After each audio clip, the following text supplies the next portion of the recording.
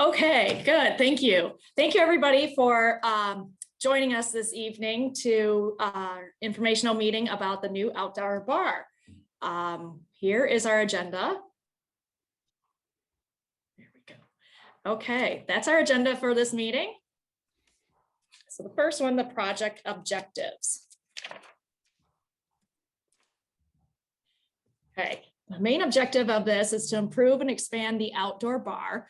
It'll address the #1 most requested item project on our 2018 member survey. Our facilities are outdated, so that would be a big improvement, as well as improve the member experience and increase usage. In addition, it will help us attract new members. Okay, improving the member experience. So we started serving members in 2002 with additional surveys in 2010, 2013, and 2018. The items you see, the list you see in the 2 columns with the check marks have been completed based on requests or input from those surveys. The ones with the open boxes are for future considerations. With regards to the resurfacing of the parking lot, we have done 2 phases of that, and we project 2 additional phases. So the focus right now is on expanding the sandbar.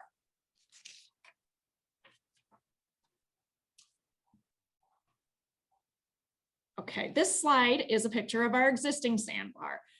This sandbar is over 15 years old. It was originally adjacent to the building. And in 2020, we moved it to its current location.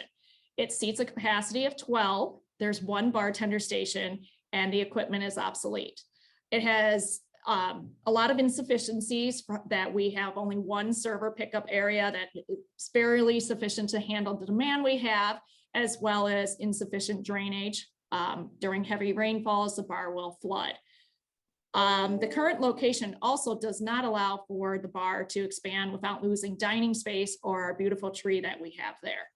So the next slide is our proposed new sandbar. There we go. Okay, the proposed new one is 1,157 square feet, and it will seat approximately 28 members around the 4 sides with additional bistro seating, as well as lakeside lounge seating with fire tables for a total capacity of 60 seats. The bar will be open air and will have views of the lake, lawn, and clubhouse. There will be 3 bartender stations with increased capacity for draft beer. Next slide. We'll take the roof off. Okay.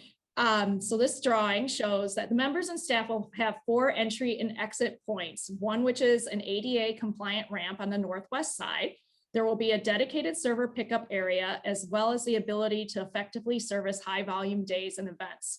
There will be 6 televisions for member entertainment for those big game days. Materials for this proposed bar will match the existing buildings. The bar floor will be brushed concrete to match the adjacent sidewalk, and the retaining walls that are in front as well as around will be constructed with modular blocks in land and stone with cast stone caps to match the existing material. The next slide shows another view of the bar. Okay, the proposed lighting fixtures are no glare ambient lights, which will illuminate from the ceiling of the bar in a combination of uplight and downlight. That's so that no light will shine beyond the perimeter of the bar. And the next slide I have in this drawing, kind of see a little more of the architecture and the landscaping. To provide proper drainage, the landscaping plan includes a swale and berm on the southeast side of the bar area to accumulate rain during the storm. The berm will include naturalistic plant materials coordinated to complement the adjacent beds. The current project will not change our current operations, and there's no plan to expend membership capacity or hours of operation. I would like to next introduce Richard, our treasurer, to go over the project budget and funding. Okay, thanks, Katie. So here you see a high-level budget. It is high level because obviously we haven't engaged contractors yet to develop details, But this should give you an idea broadly of what we're talking about in cost. Grand total, just under $500,000. The first couple items are the most significant pieces. First item being the construction itself, including demolition and site work, $190,000. And then furnishing and equipment and fixtures for this bar facility will obviously also be quite significant. So that adds up to almost the same amount as the construction itself at 187. Last couple elements then are landscaping. Since we're moving this to a different space, we have some landscaping costs that we'll be dealing with. And then finally, the miscellaneous costs, architectural permitting, et cetera, 41,000. We have included a 15% contingency in this cost estimate. And we hope that will be sufficient for a project of this nature. Certainly some level of contingency is needed. There is an opportunity there maybe to save a little bit on that. We'll see how that develops. So that's 492,000. That's the estimate. And obviously the reason we're having these discussions now and the vote is that any project above $200,000 requires member approval. So you can see this is well above that number. So with that, I'd like to switch to how we're funding this, and we'll go to the next slide.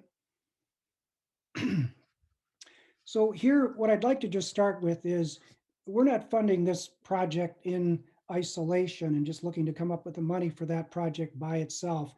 That would really be impractical. Rather, what we're doing is we take a long-term approach to our capital planning.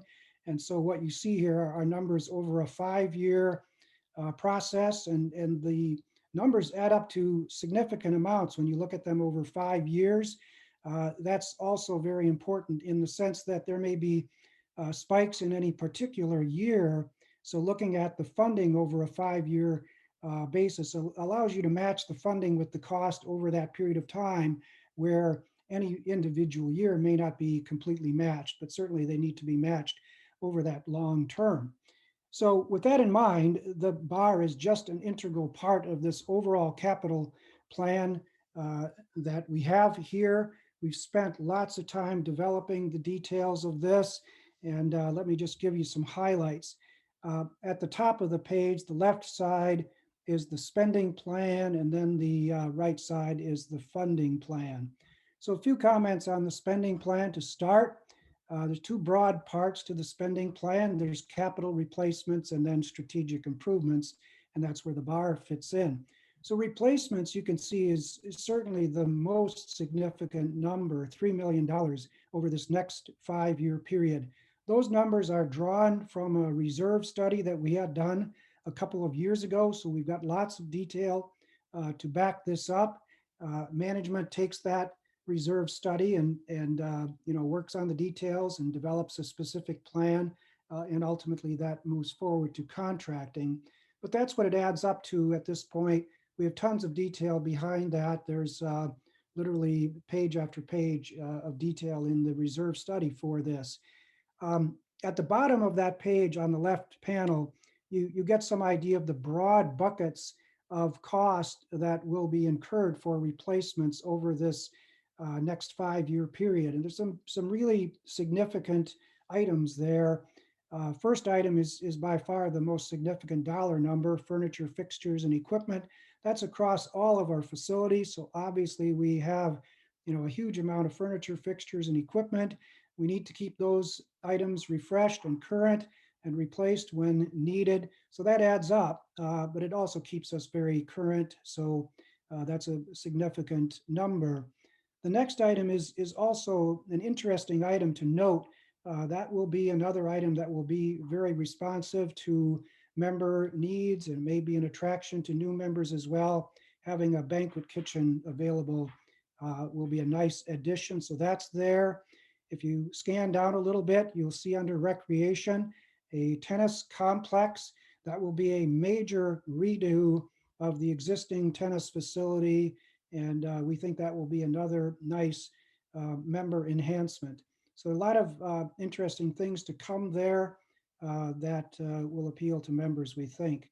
So that adds up to $3 million for replacements. And then back to the top, just looking at the strategic improvements, we do have the outdoor bar. That's the emphasis for our discussion here. But there are a couple of other items here. Beach Cafe Kitchen is another item we're looking to do in the next few years. And then employee break room probably really doesn't belong under strategic. It's really just a necessity that we do, and we'll be doing that this year. So that's the total there, $3.7 million over 5 years. So then let's look at the right side, how we're going to fund this total plan. The first item is obviously covering the majority of the cost. We're very fortunate to have a strong inflow of new members, and that brings with it the new member initiation fees, which add up to significant amounts when you look at them over 5 years' time. The parenthetical there, 20 to 25 per year, that indicates what we're estimating at this point in time. And that is, by the way, in line with the historical average. Our rate of turnover over time is roughly 5% per year. So that is in that range of 20 to 25%. Now, by the way, if we had been doing this presentation, let's say 6 months ago, we would have been nowhere near as optimistic that we'd be returning to those normal levels of new members coming in.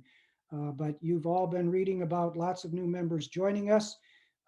Things have obviously changed, and people are optimistic that they're going to be able to use the club, and they're joining us in large numbers, and that's fantastic. So at this point, we feel confident in that major funding source there, $3.2 million. And I would even offer that that may even prove to be slightly on the conservative side. We may be able to do even better than that. Next item adds some supplemental funding, which is needed to get to the total $3.7 million. And this represents some transfers that we've partly already made and will be making, totaling $275,000 from our operating fund into our capital fund, $275,000. The major source of that is the letters you see there, ERC. And what that stands for is one of the government programs that's been extraordinarily helpful to us over this past year. That's the Employee Retention Credit. And that has helped us shore up our operations, which because of the pandemic restrictions, we would have been taking a serious loss in our operations without this. But it not only shored up our operations and brought us back into a profitable state, but also gave us a little bit of extra that we could use for funding capital improvements. So that's the source of that $275,000. Then the last item, relatively small, needed to round out the funding plan, is a dues allocation that we're beginning this fiscal year. This is not something you'll see on your member statements. It's just part of the overall dues structure. And internally, for accounting purposes, we're going to be taking 1% of the total dues charges and moving them from the operating bucket to the capital bucket, if you will. And that gives us the remaining funding that we need to make this happen. So back to this page and just wrapping up, there's a couple of bolded items there. We think it's quite significant. We certainly wanted to avoid a painful funding dilemma here. So we were able to work out this plan that requires no special assessments, no capital dues, and also what's not stated there, no debt. So we're not taking on debt to do this. We're able to do this with the existing funding sources that you see listed there. So that's the approach, and I'll turn it back to Katie. Okay, the next slide, thank you, Richard, for presenting that, is a timeline. There. Perfect. So member voting will be going out June 1st through June 15th. Electronic voting will be sent to the emails of the head of the household. If you do not have an email on file, you will receive a paper vote. Voting will start on June 1st and it will end at 5 p.m. Central Standard Time on June 15th. Membership approval is determined by the majority of the votes we receive. What if it's approved, the board of directors will, it would be presented to the board of directors at their meeting on June 23rd. Once approved there, the final plan and permitting would happen in August. Site work would begin in October, so not to affect our summer months, not to affect camp or the enjoyment of the bar that we have right now, with construction and FFE installation beginning in March, with the intent, and fingers crossed that all goes according to plan, that we would have our grand opening celebration on Memorial Day in 2022. So, switch my slide. As I mentioned, the primary members will get a passcode via email to vote electronically. It's one vote per household. If at any time you don't receive that email, have any questions, please contact Judy. If we don't have an access to a computer, as I mentioned, you'll receive a paper ballot, and that will be mailed back to the club's legal counsel, not directly to the club. And as mentioned before, the approval is determined by the majority of the votes received. At this time, if anybody has any questions, I think we have two right now. There's a chat option in the bottom of Zoom. Please go ahead. Okay, so the first question is the location. Where is the location relative to the existing bar? Scale of project relative to 10. Hang on one second. Let me make sure I understand the question. Sorry about that. I got two questions. I thought they were combined. Okay, so the first question was location relative to existing bar. I hope everybody can see the mouse that Judy is doing right here. That is where the existing bar is right now in our big, beautiful tree that we want to keep. So it's just adjacent to that area. That area will be where they're doing the drainage to prevent this new bar and structure to not flood and have the issues that we are currently having right now. Okay. Scale, the second question I have is scale of the project relative to the tennis complex. Okay, the tennis is replacing the existing facility with the irrigation on the tennis. We have the hydro courts. That is expensive, right? $200,000 for the hydro courts. On that, the fence itself is not tall enough, so it would be replacing the existing fencing structures, as well as resurfacing the courts and the foundation and resurfacing the clay on the courts and the foundation and curbing. That, do we have a total cost that estimated on the tennis? Tennis is estimated at $350,000. So I hope that answered that question. Is there any additional? So no increase in membership fees to accomplish this addition, no raising the food and beverage minimum included. Okay, so there is no planned increase in membership, as well as no planned increase in food and beverage requirements to help fund this project. Are we still on target to pay back the loan we are paying monthly for? Why would we not get that paid off now? Okay, so the question is, are we still on track to pay back the loan, monthly loan, and why wouldn't we pay that back now? Is that correct? Richard, are you available to answer that one? I know you can provide it in better insight. I'll mute myself. We're totally on track with paying back the debt. In fact, we're ahead of schedule. That debt was scheduled on a 20-year payment schedule, which would put it out to 2037, I believe. We're going to pay that off by 2030 based on current estimates. So we're doing very well on that. As far as a trade-off here, I think the board views and the committee's view that we like to do both. We'd like to do this project and we'd like to pay off the debt as soon as we can. We think we are able to do both. Thank you, Richard.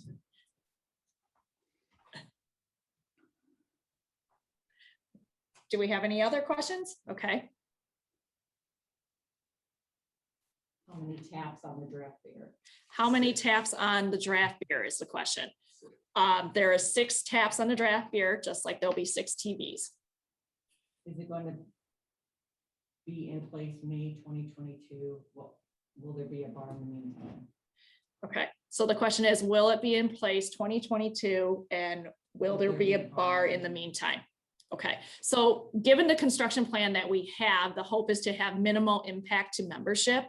In the event that the bar is delayed in any sort of way, we will do our best to be as creative and think outside of the box and provide a bar at somewhere on our property for that. Are we losing any seats for dining with the new bar? Are we losing any seats for dining with the new bar? The answer is no, we are not losing any seats.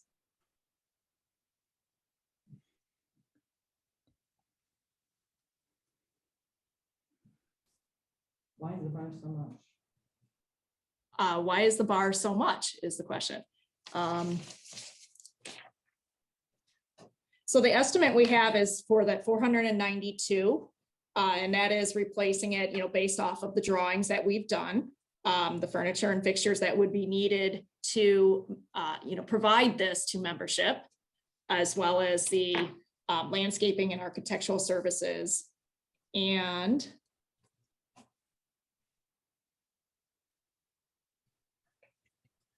okay, this is still a budget. It has not been contracted yet. So obviously we would like to be as efficient as possible. And if we're able to get it done for less, we'll do that. That is also why there's a contingency built in, because there's always unknowns. Do we have another question? What percent of the lawn space is now consumed by this bar? What affect programming on the lawn? It's Okay, the question is, what percent of the lawn space will be taken over by this new bar? And will it affect programming on the new lawn? The answer on that is it's 500 square feet that we are losing. 100. 1,000. 1,000. Sorry, my hand signals are getting crossed. 1,000 square feet that we are losing off of the lawn.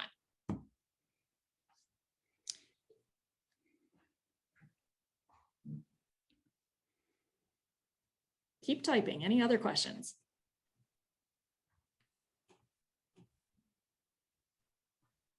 What percent of the lawn is 1,000? Is it the portion of the lawn that is the non-playable? That's part of that The very- 1,000? The corner of it. It's the far corner where it's like the retaining wall of the lawn.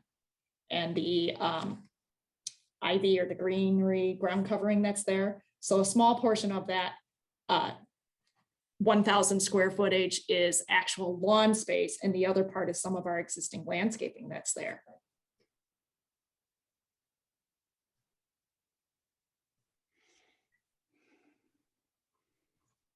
Any additional questions? Will it impact the beach area where the boats are? Will it impact the beach area where the boats are? No, it does not go that far down.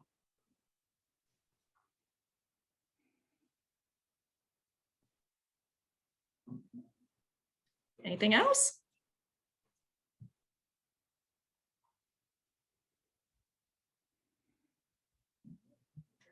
Okay, and just a reminder, this presentation will be available. It is being recorded. It'll be available out on the website, as well as, will we have boards? We'll have information at the club, the displays that are in here, the presentation is all available. And if there are any additional questions, please email myself, or you can email Judy and we'll get those answered for you. Thank you guys for attending with us this evening.